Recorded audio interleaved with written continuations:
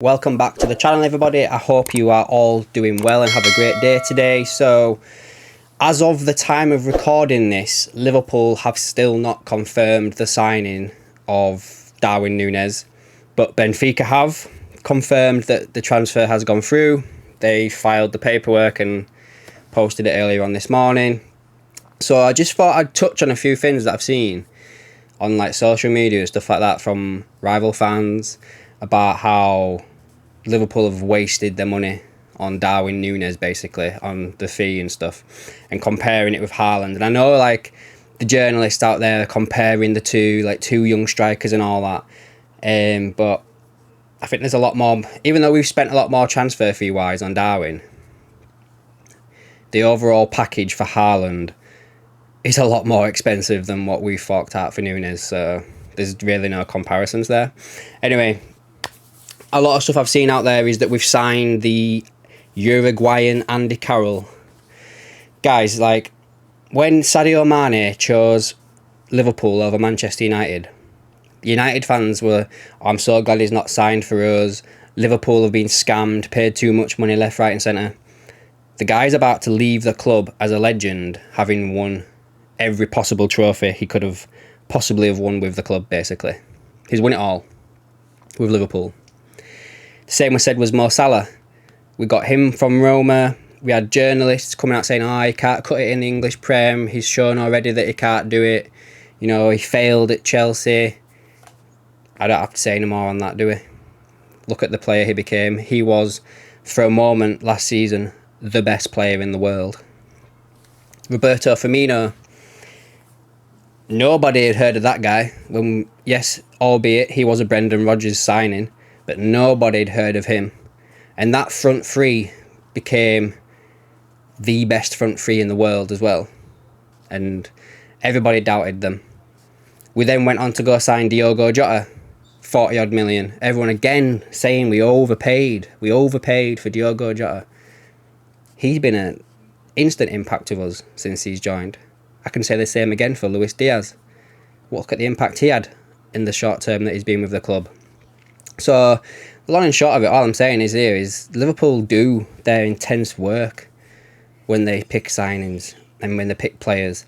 There's only possibly 3 that I can pick off at the top of my head where it's not gone to plan. And that's Karius, whose career has been ruined after that Champions League final. Ben Davies, don't see the point in signing him unless we're going to make a decent profit on him after signing him for like next to nothing.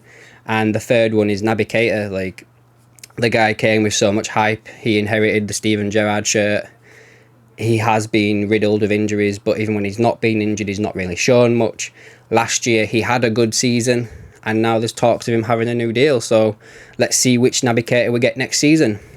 Also, as well, like, the fee that we've paid for this player, like, Liverpool don't go and spend that amount of money on a player when it's not a guaranteed.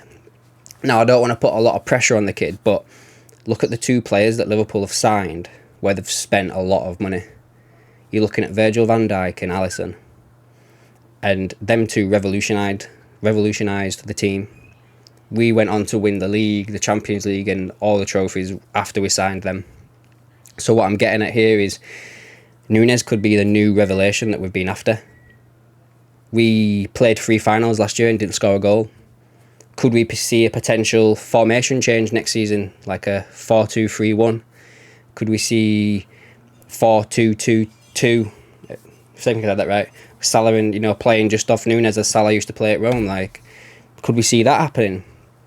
There's so many like things that could happen now that we've signed this out and out number 9, and I'm just really excited to see him get going, at the club, and I just think he's really going to hit the ground running. It's also exciting for the Prem that we've signed Nunez and City have signed Haaland, like 2 hungry, goal-scoring forwards that are going to come in and compete with each other, that have both signed for the top 2 teams that went all the way last season. I think it just tees it up for like a really, really exciting title run again next year, like all being well. And again, you've just got to shout out to Jurgen Klopp, and Michael Edwards has moved on, but Julian Ward's coming. Look at the 2 signings he's made since he's took over from Michael Edwards. Like, Luis Diaz and Darwin Nunez. He also sorted out Fabio Carvalho. Sorry, like that's 3 signings he's done. There's rumours that we're very close on a backup right back to Trent. So in this Calvin Ramsey kid. So, you know, is he going to be the shimmercast that we've had for Robertson, who's going to push Trent to go further and develop better at defending, but keep going with what he's really good at? Let's wait and see what happens there. And with the outgoings we've got going on, I won't be surprised if we see a decent midfielder coming. I think we're all hoping for Bellingham, but I could see that being more next year. But, you know, money talks. Like, if FSG are really going to put the money where the mouth is this year, which I hope they do, and I hope that the sales that are going to come, like, you know, Mane and Ox and all the others that are going, is not just going to be to recoup the money we've just spent on Nunez. I hope that goes into another signing that we're all going to be like, yes, that is what we're after, and then push on to next year to win everything. That's all being well.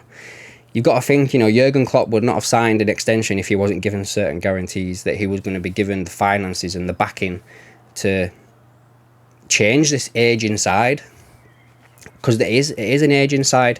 It is sad to see that the front three is going to be broke up, but it had to happen at some point. And the fact that we've got in like this young team now, like if you were to think, even if we were to lose Salah, like I don't think we will, but if we were to lose Salah and we didn't bring nobody in, we'd have a front three of Diaz, Nunez and Jota, which is nothing to raise your eyebrows at, really, is it? They all score goals.